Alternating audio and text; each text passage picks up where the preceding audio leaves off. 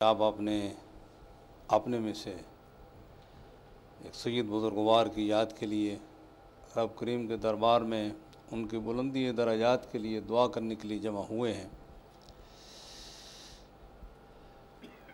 اللہ رب کریم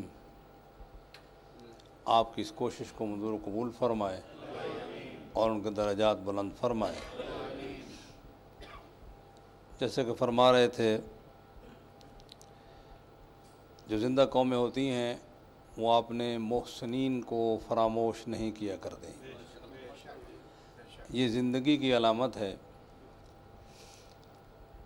اور قرآن مجید نے بھی اسی طرح ارشاد فرمایا، حل جزاء الاحسان الا الاحسان، احسان کے علاوہ کوئی بھی احسان کا بدلہ ہو سکتا ہے؟ سوال ہے۔ اور اگر کسی بندے سے یہ سوال کیا جائے، خواہ وہ خدا کو نہ بھی مانتا ہو، تو وہ کہے گا نہیں، احسان کا بدلہ انسان ہی ہوتا ہے۔ شاہ صاحب نے ہر بندہ اعمال کرتا ہے، اپنے لیے کرتا ہے، اس میں کوئی شک و شبہ والی بات نہیں، اس کا فائدہ اسی پہنچتا ہے۔ لیکن جب ایسے اعمال ہوں کہ جس سے دوسری مخلوق خدا فائدہ اٹھائے، اس کی حیثیت بدل جاتی ہے۔ اس کو قرآن مجید نے فرمایا، والباقیات الصالحات، وہ باقی رہنے والے اعمال، وہ صالح اعمال کہ جس کا ثواب جو ہے بعد میں بھی ملتا رہتا ہے۔ یعنی انسان کے اپنے اعمال کے جو فائل ہے وہ کلوز ہو جاتی ہے بالکل ٹوٹلی، لیکن جو زندگی میں ایسے اعمال اگر کر گیا کہ جس کی بعد میں لوگ فائدہ اٹھا رہے ہیں، تو یقیناً اس کی فائل کلوز نہیں ہوئی، بلکہ اس کے نام اعمال میں مسلسل لکھا جا رہا ہے۔ شاہ صاحب انہی لوگوں میں سے ایک تھے، آپ سب گواہ ہیں، اور میں سمجھتا ہوں کہ مزید بات کرنے کی ضرورت بھی نہیں۔ ہم نے یہاں، مجھے بھی 92 سے لے کر یہ عرصہ گزرا ہے، اور جنازے خوشی میں بھی لوگوں کے شریک ہوئے اور لوگوں کے جنازوں میں بھی شریک ہوئے، لیکن اس قدر محبت کے ساتھ رش کر کے لوگوں کو آنا اس بات کی دلیل ہے کہ شاہ صاحب کی خاموشی کے ساتھ جو نیک اعمال تھے وہ کتنے مؤثر تھے۔ ایسے آنا بہت مشکل ہے، لوگوں کے امور ہوتے ہیں اپنے اپنے، لیکن اس قدر رش کر کے آنا اس بات کی دلیل ہے کہ شاہ صاحب صرف ایک خاندان کے نہیں رہے، ابھی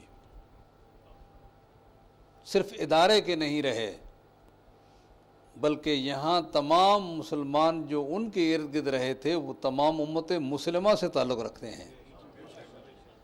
اہل سنت نے بھی کوئی کمی نہیں چھوڑی، اہل تشیع نے بھی کوئی کمی نہیں چھوڑی، اور یہ کوئی دکھاوے کے لیے نہیں آئے تھے لوگ، یہ کوئی چیز تھی جو ان کو کھینچ کر لا رہی تھی، جس کا شاید وہ احساس کر سکیں یا نہ کر سکیں۔ بہرحال اتنا ہی کافی ہے کہ پاکستان میں ہوں یا ایران میں، جن سے وہ ملے اور جس کے وہ ان کے بارے میں سنا، اس کو صدمہ بھی ہوا اور اس کے ان کی بلندی درجات کے لیے دعا کی ہے۔ یہی وہ زندگی کا مقصد یہی ہے۔ مولا فرماتے ہیں، جب تم غیر حاضر ہو تو لوگ تمہارا انتظار کریں، غیبت کے عالم میں انتظار کریں، اور جب اس دنیا سے چل بسیں تو لوگ تیرے غم میں روئیں۔ میرے خیال میں پورا نقشہ اس فرمان کا تقریباً ہم نے دیکھا ہے۔ اس کا مطلب میں نے عرض کیا، یہ کوئی مشکل بات نہیں ہوتی۔ شاہ صاحب نے اپنے فیملی کو بھی پالا ہے، شاہ صاحب نے دوستوں کو بھی رکھا ہے، لوگوں کی خوشی غمی میں بھی شریک ہوئے ہیں، لیکن اس میں تھوڑا سا ایک اگر عنصر شامل ہو جائے تو وہ عمل وہ اپنے لیے کیا وہ بھی ابدی ہو جاتا ہے۔ ہمیں اس بات کو، اس عقیدے کے بعد اللہ واحد لا شریک ہے، حضور صلی اللہ علیہ وسلم آخری پیغمبر ہیں، قرآن آخری کتاب ہے، اور پیغمبر اکرم کے بعد آپ کے 12 نائبین حجج اللہ ائمہ ہدیٰ علیہ السلام ہیں۔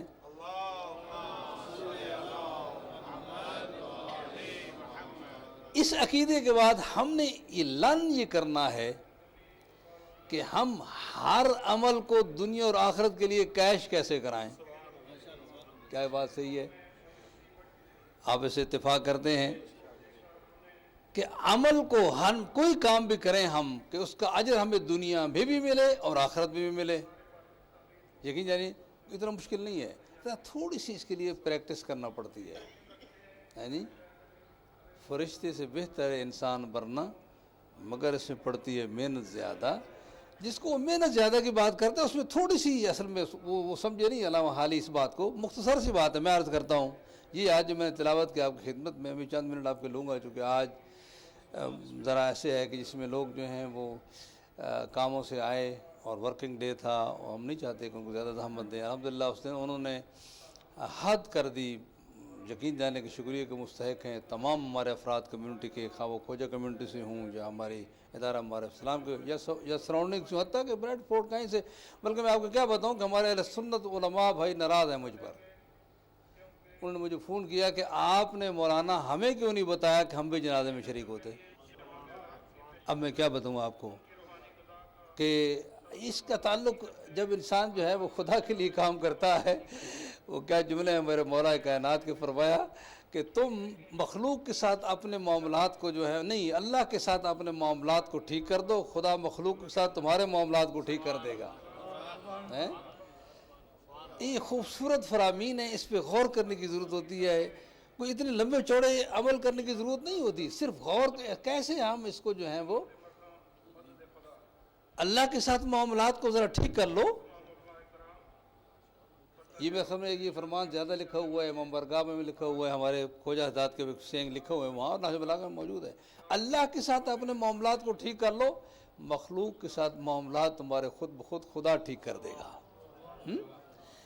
تو یہ صورتحال ہے کہ اس کو ہمیں بات یہ عرض کرنی ہے. وہ تو گزر گئے، اللہ کے ہاں موجود ہیں، جنت الفردوس میں ہیں انشاءاللہ. ان کی روح معصومین نے استقبال کیا ہوگا، اور کیا زبردست جو ہیں استقبال ہوگا. ساری زندگی جو ہیں ہم اسی مولا کا ذکر کرتے ہیں، حضور کا ذکر کرتے ہیں، مولا حسین علیہ السلام کا ذکر کرتے ہیں، اور کتنی خواہش ہوتی ہے کہ مولا کی زیارت پہ جائیں، کربلا جائیں، نجف جائیں، سامرہ جائیں، کاظمین جائیں. اگرچہ ہمارے بالمشافہ وہاں جو ہے نا، جیسے کہیں کہ وہ ہمیں دیکھ لیتے ہیں لیکن ہم ان کو نہیں دیکھ پاتے. وہاں جب ہم حاضر ہوتے ہیں وہ ہمیں دیکھتے ہیں مگر ہم ان کو نہیں دیکھ سکتے.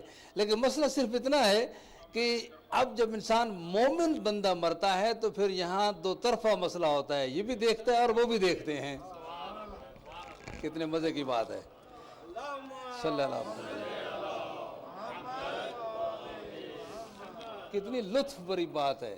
میں کہیں اپنے موضوع سے ادھر ادھر نہ ہو جاؤں، لیکن صرف ایک بات عرض کرنی ہے. ہم رو رہے تھے، رونا چاہیے. انسانیت جو ہے وہ کبھی کبھی انسانیت جو ہے وہ انسان کو ایک محبت ہے. حضور صلی اللہ علیہ وسلم حضرت ابراہیم کی وفات پر رو رہے تھے. آپ نے فرزند حضرت ابراہیم کی وفات پر آنکھوں میں آنسو تھے، رو رہے تھے. تو کسی نے سامنے جب دیکھا تو کہا یا رسول اللہ یہ رونا؟ ہاں فرمایا یہ محبت و شفقت ہے. یہ رونا کوئی روک نہیں سکتا، پیغمبر نہیں روک سکتے. جو صبر کے سید الصابرین ہوتے ہیں پیغمبر، وہ نہیں روک سکتے. رو رہے تھے لوگ، تعزیت پیش کر رہے تھے. یہ بات بالکل صحیح ہے.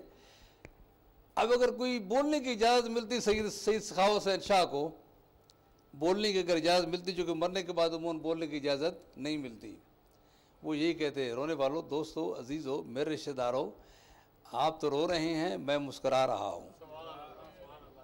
ہیں آپ رو رہے ہیں، میں مسکرا رہا ہوں، اس لیے کہ وہ سامنے رسول اللہ تشریف فرمائیں، وہ سامنے مولا علی صاحب تشریف فرمائے ہیں، وہ سامنے مولا حسین علیہ السلام تشریف فرمائے جن کی عزاداری میں کرتا رہا. کتنی لطف بھری بات ہے. اور یہ ہوتا ہے، اس میں کوئی شک و شبہ والی وام والی بات نہیں. یہ صرف وامی عقیدہ نہیں، حقیقت ہے کہ انسان جو ہے وہ زیارت کرتا ہے ائمہ علیہ السلام کی، ان کے مقام کو دیکھتا ہے، وہ کہاں عظمتوں کے ساتھ بیٹھے ہیں. وہ بھی وہاں سے یہ دو طرفہ گفتگو ہوتی ہے، یہ ٹیلی فونک نہیں ہوتی کہ بات. بہرحال وہاں تھوڑے سے دنیا کے آپ وہاں کے اصول مختلف ہیں یہاں سے. آپ بتائیں کہ وہ یقیناً وہ آپ کو کہہ رہے ہوں گے، اور قرآن مجید میں موجود ہے. سورہ یاسین پڑھیں یا دوسری سورہ پڑھیں آپ. جنگ بدر کے بعد، جنگ احد کے بعد لوگ رو رہے تھے.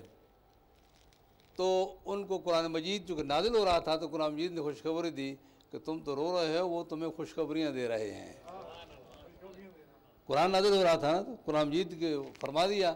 اور یہ بات ایسی نہیں ہے کہ وہ صرف اس وقت بات ہوئی ہے، آج بھی. اور یہ نہیں ہے کہ رونے سے منع کیا گیا ہے، مطلب کہنے کا یہ ہے کہ رونا محبت ہے، رونا شفقت ہے. مگر ادھر سے بھی بات سنیں ہم کہ وہ کیا فرما رہے ہیں، رونے والوں میں تمہیں خوشخبری دیتا ہوں، میں بھی اللہ کی نعمتوں کو ابھی حاصل کر لیا ہے، آپ کے انتظار میں ہوں تاکہ آپ بھی آ کر حاصل کریں. صلوات بر محمد و رحمت اللہ وسلم.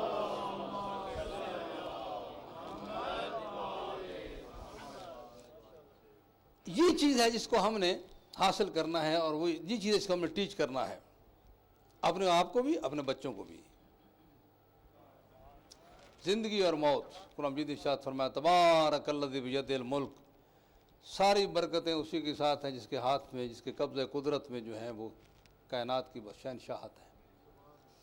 یعنی blessed he is that in his hands the ownership of whole universe and he has power over everything. اور اس کو فرمایا الذی خلق الموت والحیات، he created this life and death system so he may try us who is the best in his action. تاکہ وہ ہمیں try کرے، ہمارا ٹیسٹ و ٹرائل ہو کہ کون اچھے اعمال کرتا ہے. دیکھیں عربی میں اگر یہ کہنا ہوتا کہ لِيَبْلُوَكُمْ أَكْثَرُ عَمَلًا، تاکہ وہ تمہیں آزمائے کہ تم میں سے زیادہ اعمال کس کے ہیں. یوں ہوتی آیت. کیا ہوتی آیت کہ تم میں سے زیادہ اعمال کون کرتا ہے، زیادہ نمازیں روزے اور جو اعمال نیک کون کرتا ہے. بلکہ الفاظ یہ ہیں احسن عملا، تم میں سے بہترین عمل کون کرتا ہے. بہترین اعمال کون بجا لاتا ہے، اکثر کی بات نہیں ہے. البتہ کوئی سے یہ مطلب نہ لے، کبھی کبھی احباب ہمارے جو ہیں وہ تھوڑا سا مطلب یوں لے لیتے ہیں جیسے کہ یہ مولانا نے کہا تھا کہ زیادہ نہیں کرنے ہیں، تھوڑے تھوڑے کرنے ہیں، تھوڑے تھوڑے کرنے ہیں. کسی نے کہا کہ نماز وہ دیہاتی تھا، اس نے کہا کہ نماز نہیں پڑھتا زیادہ، چونکہ یہ اگر فصل کی طرح اچھی خاصی فصل ہو جائے تو پھر کاٹنی مشکل ہو جاتی ہے. تو اپنی مثال سے کہہ رہا تھا. تو بس اوقات لوگ ایسے شروع کر دیتے ہیں ہر بات میں ہم چاہتے ہیں کہ بالکل ایزیسٹ جو ہیں وہ، یا مشکل بھی نہیں ہے، اکثر و عملا. اگر ہوتا تو یوں ہوتا کہ تم میں سے زیادہ اعمال کون کرتا ہے. معصوم فرمایا اس طرح نہیں فرمایا، فرمایا احسن و عملا، تم میں سے بہترین اعمال کون سر انجام دیتا ہے. اب بہترین اعمال کی نشانی کیا ہے یا مولا یہ فرمائیے، بہترین اعمال کی نشانی کیا ہے. فرمایا کوئی اتنا بڑا مسئلہ نہیں ہے، اپنی نیت سچی کر لو، نیت سچی کر لو. النیت الصادقہ. اچھا پھر یا مولا نیت سچی ہونے کی نشانی کیا ہے، یہ بھی تو ہے نا. ہمیں اپنے آپ کو جج کرنا ہے، کوئی دوسرا تو ہمیں جج نہیں کر سکتا. نیت کا تعلق ذہن سے ہے. نیت سچی ہونے کی کیا نشانی ہے. فرمایا جس